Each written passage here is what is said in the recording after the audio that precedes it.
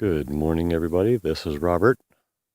This is Arizona Unplugged, Do-It-Yourself World Western Edition, except I'm not going to be totally doing it myself. That's the road up to my property. Pan over this way. And there's about where my property starts. Going to the left.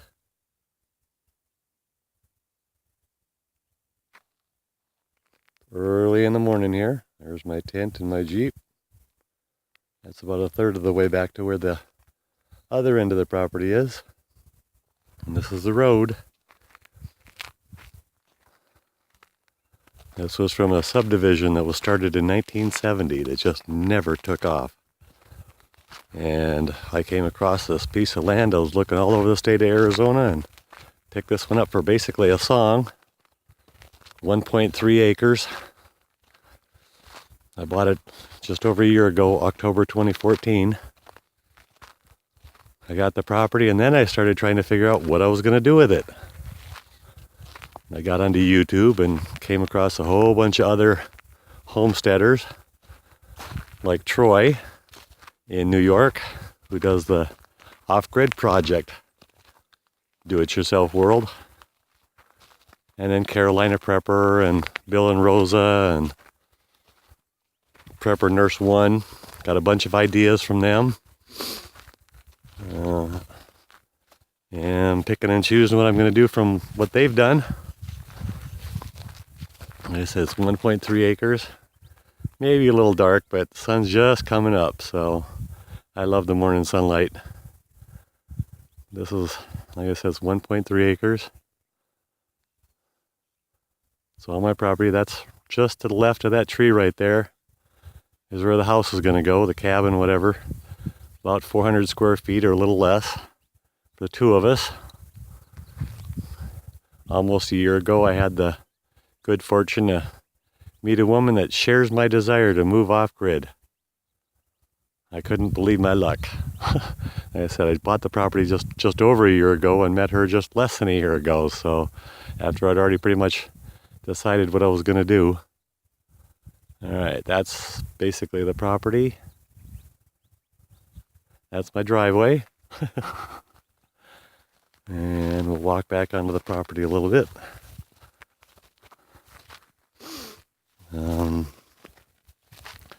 My plan is to get one of those sheds of some sort, whether it's a tough shed or Graceland portable building. Haven't really decided yet. I like the tough sheds because of their build quality and construction. But I like the Graceland because of the price, so have to figure it out. That lots of prickly pear around here, and that's gonna be one of my first projects before we move out here, is get all this prickly pear pulled out of here. But this will be right about where I'm facing south right now. I'm right about where the north wall of the house is going to be. So it's going to be right about in here, roughly. I said facing south.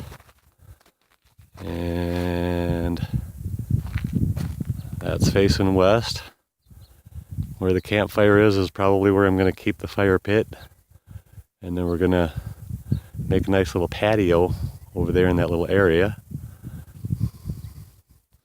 Right over in here. And then I said the house is going to be about here. We're going to have a southerly facing porch full length of the cabin. So if we want to sit, watch the morning sunrise, we can. And want to sit and watch the afternoon sunset, we can.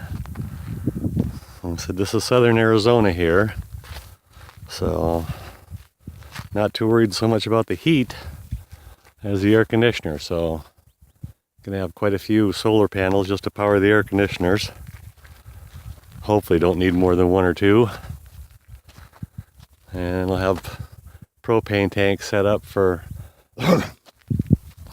heat and water heater, and so that's why I'm calling it Arizona Unplugged versus Arizona Off-Grid, because I'm going to still be using propane that I got to get from the man.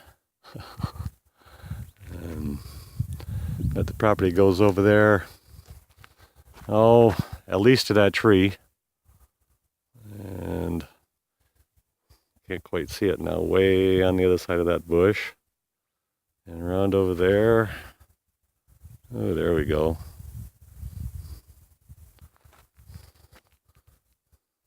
Almost everything you see in here is my property. Well, right to there. Yep, I'm looking forward to this for a long time. Figure we got about another year before we'll be able to buy the cabin, bring it out here, and I'm retiring in about 4.5 years. It'll give me a couple years to get it all set up, insulated, worked on.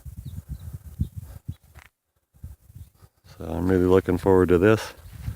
This is going to be my introductory video to YouTube on what I'm going to do and where I'm going to do it.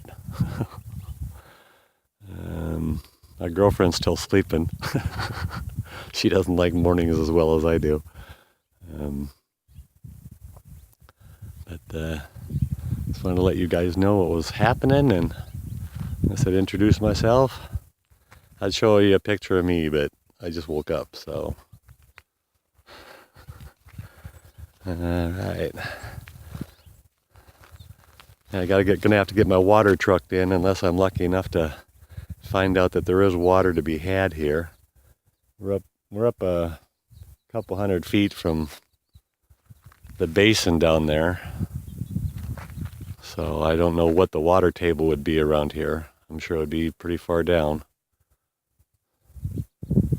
We're about 32 miles, something like that, less than 35 miles southwest of Tucson,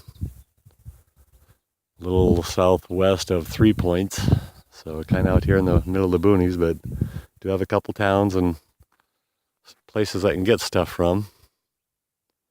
3 Points is maybe about 8-10 miles away, something like that, so that's, you can pick up minimal supplies there, and then if I have to drive into Tucson, the closest grocery store is probably about 23 miles away, roughly.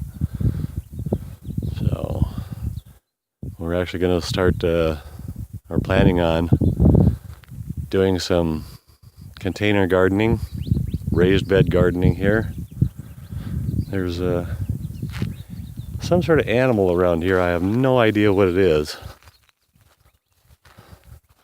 A friend of mine said it was ground squirrels,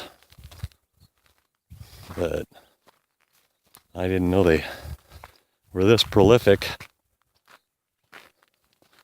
But they make these mounds and dig these holes. So if anybody out there has an idea what they are, this is one of their mounds, and there's the holes. That's probably 4 inches across. A beautiful barrel cactus out here, and one of my favorites is the cholla. That's why I wanted to keep the fire pit right there. So I love the chollas, love the ocotillos. When I first came out here to investigate this property, I was thinking that I was hoping it was right over there in between those ocotillos. Well, that's actually on my property, so. And we're going to do rainwater collection systems, and over there we have a wash, maybe 100 yards away from the homestead. During rainy times, and it does rain out here, I figured I'd be able to suck some water out of there. There's another one of those mounds with the holes in it. This hole is bigger. Looks like a good 6 inches across. If anybody has an idea what the hell's causing those things, I mean, if it's a ground squirrel, that's fine, but they're going to have to move. Like I said, and that take out most of the prickly pears around here and make it real beautiful. I just love this kind of scenery. I've been a desert rat ever since I first moved to Phoenix in '81. Grew up in Minnesota, yeah. and I hated it. So